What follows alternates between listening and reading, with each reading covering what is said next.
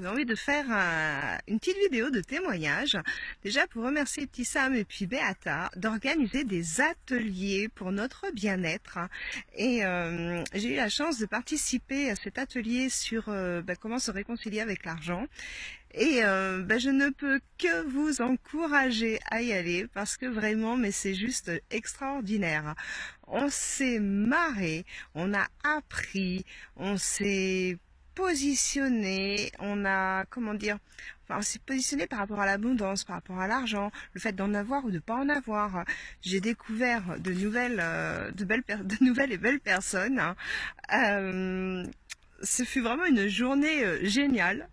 On a ri, mais alors, yoga du rire avec Beata, c'est quelque chose vraiment à découvrir.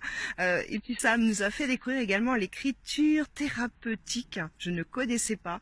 Et ça, c'est juste extraordinaire parce que du coup, ça nous amène à travailler sur les points nécessaires, les points pour évoluer, pour attirer l'abondance et entre autres sur l'argent. Qu'est-ce qu'on a fait d'autre? La sophrologie aussi, c'était waouh quoi. Un moment, un bon moment de relaxation. Bref, hein, si vous avez vraiment envie de découvrir tout ça avec deux personnes formidables, eh bien, je vous conseille de vous inscrire très très vite avec Beata et Petit Sam parce que vraiment, vous serez ravis.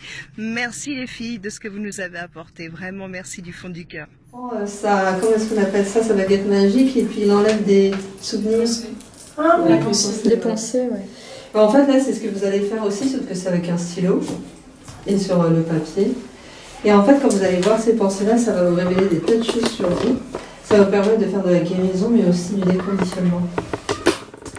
Donc moi, quand j'accompagne justement les gens, on fait ça en premier parce que c'est vraiment révélateur dans le sens où quand on va faire un travail en profondeur, ça c'est comme si votre esprit c'était un jardin et que vous allez déblayer le chemin de tous les petits détails sur lesquels vous focalisez qui ne vous servent à rien et pourtant qui vous pourrissent la vie. Et quand vous allez enlever tout ça, vous allez voir quels sont les vrais problèmes, les vrais gros trucs qu'il y a besoin d'avoir la pelle, etc. pour pouvoir faire un travail de fond, enlever les mauvaises herbes et mettre des belles fleurs à la place. J'ai participé à l'atelier Positiver sa relation avec l'argent animé par Beata Chenet et Ibtissam Bouchadi. Alors c'est un atelier que je pourrais recommander. Pourquoi? Tout simplement parce que il est déjà très humain, c'est-à-dire que on a eu au-delà de ce sujet un petit peu trop lourd justement à traiter du sujet de l'argent, on n'ose pas en parler, surtout en France, il faut se l'avouer.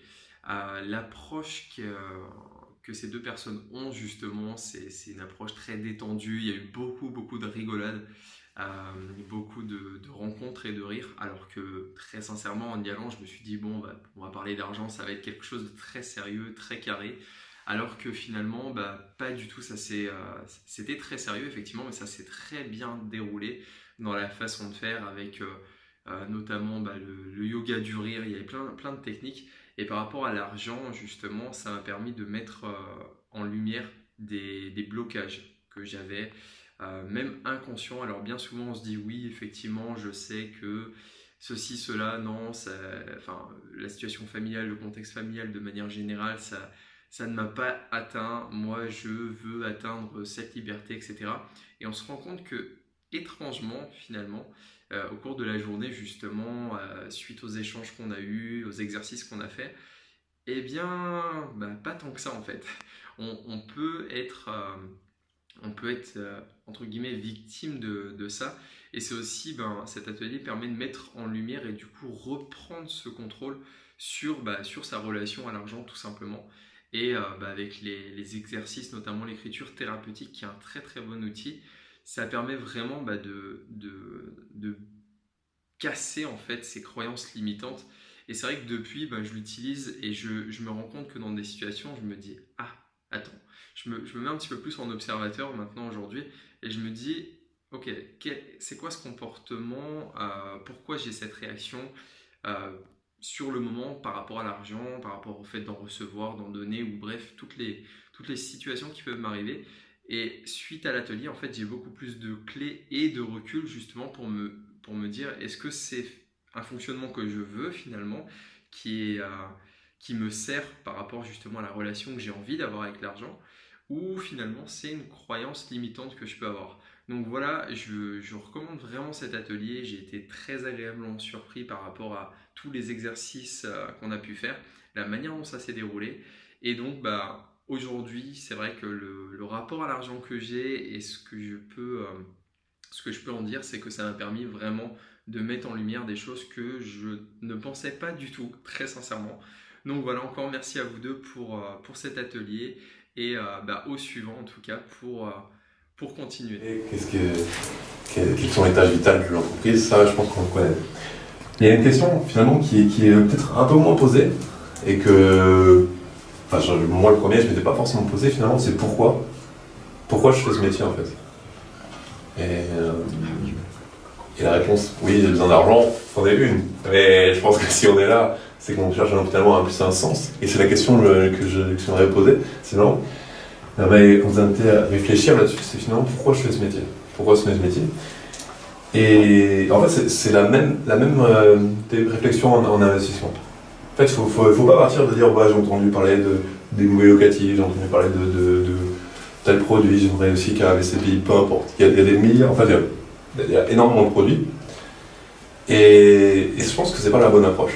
La bonne approche, c'est plutôt de dire quels sont mes projets. Où c'est que je me vois dans 10, 20, 30 ans.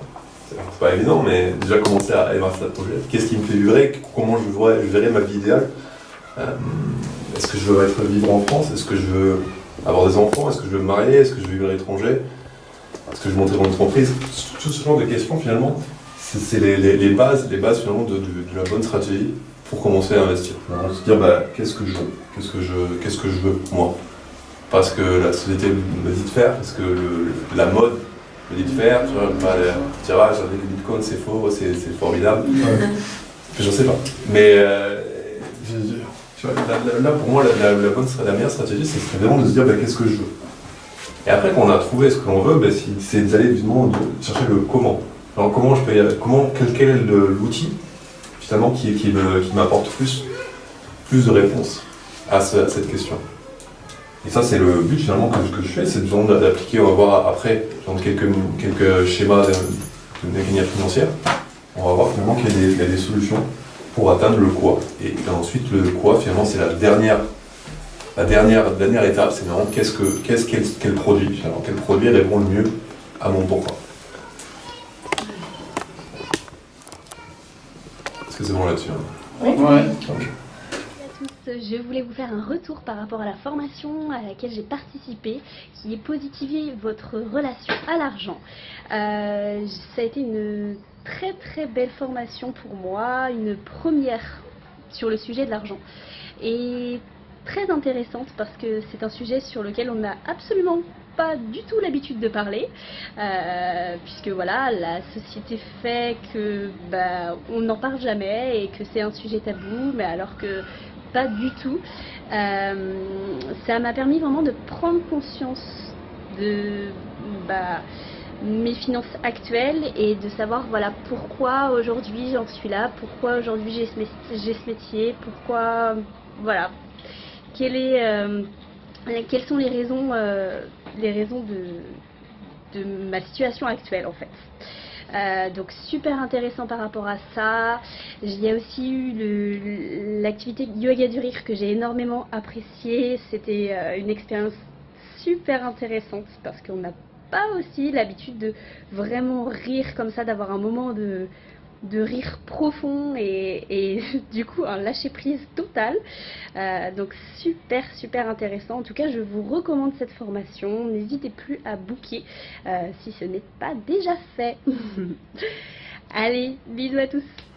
Ensuite il y a le filtre mental, et le filtre mental il peut ressembler à la généralisation, mais c'est pas la même chose dans le sens où par exemple vous allez dans une on va prendre l'exemple qui est là-dedans, c'est vous allez dans une soirée, ça se passe super bien avec vos amis, mais la serveuse elle a été froide avec vous. Et ça vous pourrit la soirée. Ça s'est super bien passé. Vos amis, vous avez rigolé avec vos amis. Non, mais vous êtes focalisé sur cette vendeuse, sur cette serveuse qui vous a mal servi ou mal accueilli. Et du coup, pour vous, en fait, vous n'avez pas passé une bonne soirée. Et là, c'est une forme de généralisation, ça n'en est pas une. Mais toute la soirée, elle était gâchée avec pour un point, un détail négatif.